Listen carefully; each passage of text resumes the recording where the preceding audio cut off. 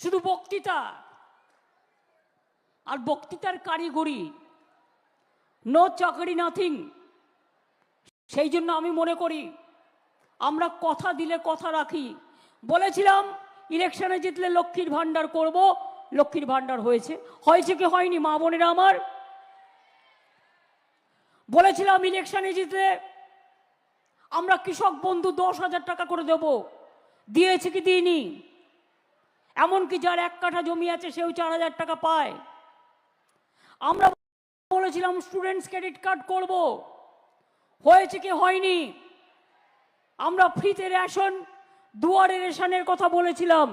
আমরা বিনা পয়সায় চাল দিই কি দিই না? কোর্টে গিয়ে বলছে দুয়ারে রেশন দেওয়া যাবে না। কেন ভাই, তোমার কি হবে? তুমি তো এই চাল খাও না।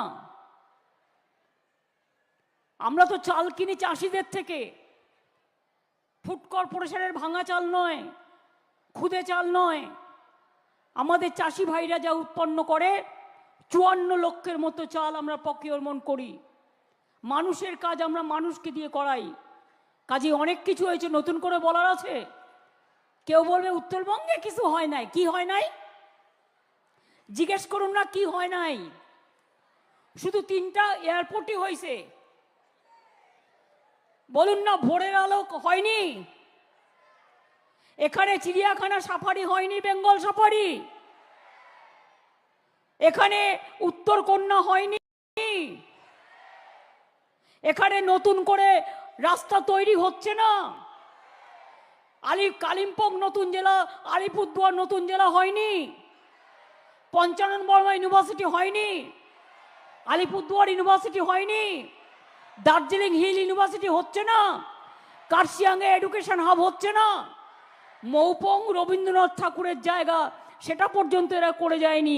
আজকে করে দিলাম। 3 কোটি কিছু টাকা দিয়ে মংপংয়ে বেড়াতে যাবেন, দেখে আসবেন। ওখানে দার্জিলিং হিলস ইউনিভার্সিটিও তৈরি হচ্ছে।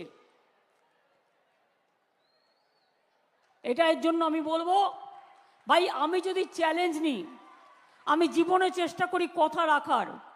কথা রাখাটাই আমার ধর্ম। কথা রাখি, কথা দিয়ে চলি, কথার খেলাপ করি না। তাই মনে রাখবেন, কথা দিয়ে কথা রাখাটাই মানুষের জীবনের ধর্ম।